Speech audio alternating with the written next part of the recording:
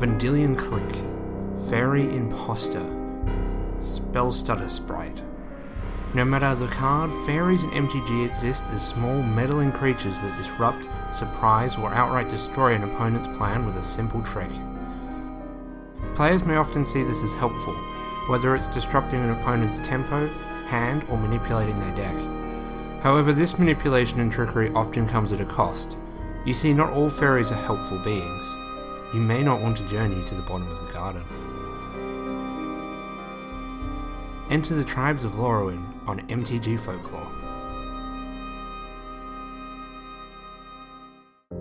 The most famous fairy cards in MTG hail from the Lorwyn block, where they display their trickery and malice in blue and black. They share their secondary colour with elves and goblins or bogarts, a subtle reference to the original term fairy, which would describe any magical creature. In fact, the word fairy has its Latin origins describing enchantment, would only later refer to a specific creature with the development of English folklore and its influence from Germanic legends of elves. Fairies were often described as appearing human, ranging in size from insects to adults. However, they were used almost interchangeably with elves and would not be depicted with wings until the Victorian era. Some later folklore even suggested that fairies were fallen angels, locked out of heaven but not corrupted enough for hell. Alternatively, they were demoted pagan deities who had lost their powers due to the rise of Christianity. Some stories go as far as to say they are descendants of children of Eve that were hidden from God and, as punishment, all of creation. Regardless of the origin story chosen, fairies were often used as an explanation for everyday problems. Horse stables would have a stone with a hole through it hung on the wall to stop fairies riding horses at night and tiring them out. Bad weather and illness within crops and livestock were a punishment from local fairies onto anyone who was impolite or caused harm to them. Getting lost, changing landmarks, or deceivingly treacherous ground was a result of a fairy illusion.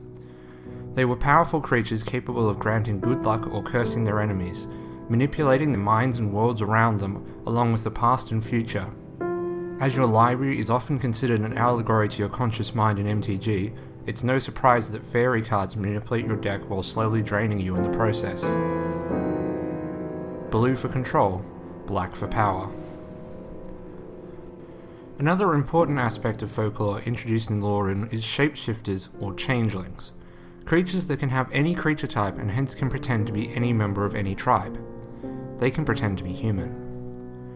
Changelings in most folklore are fairy children that have been left in place of a human counterpart, leaving the human parents to raise them. The reasons for this varied between regions, with examples including the human child being taken as part of a tithe to hell, to give the changeling the chance to be baptized, or that human breast milk was necessity for the young creature. Some stories told of a simple trade, where the fairies or elves would raise the stolen child as their own, only hurting the child if the unassuming foster parents did the same to theirs. In Germany, it was believed that changelings were soulless children of demons, identifiable by their large heads and long necks like those on Lorwyn. They could be confused by cooking or brewing eggshells, which would force them to speak. Alternatively, hitting, burning, or whipping them would have the same effect.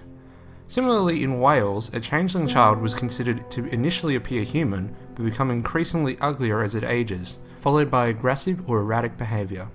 Once again, cooking eggshells would cause them to speak, as would placing them in a hot oven or in a shovel over a hot fire. Understandably, this belief had a darker side, where parents of the period would often mistake birth defects for a changeling and react accordingly. It is often hypothesized that these conditions gave rise to legends themselves, which could help explain the childlike nature of fairies.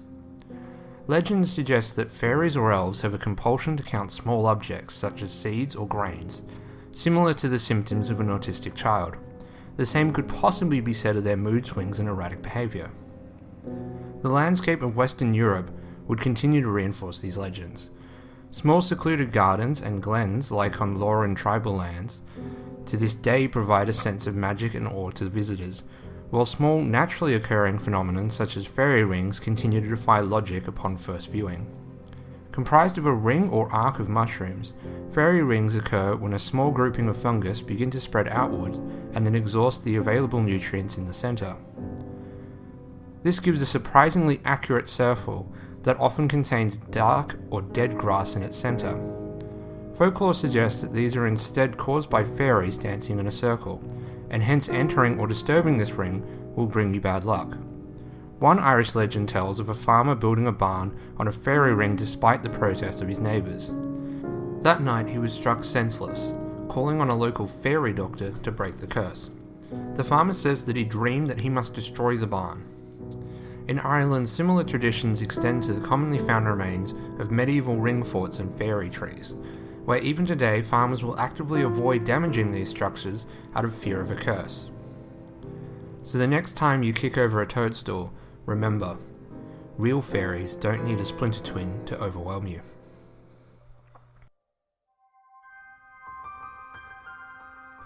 MtG Folklore is written and performed by Brian Hayes in partnership with the Nerdspace Group. The music from this episode is A Singular Perversion, Fantastic Dim Bar, and Dark Walk, all by Kevin MacLeod, used under Creative Commons by Attribution 3.0 license. For more information on Nerdspace and to get involved in our future events, visit facebook.com/nerdspaceofficial or oznerdspace.wordpress.com.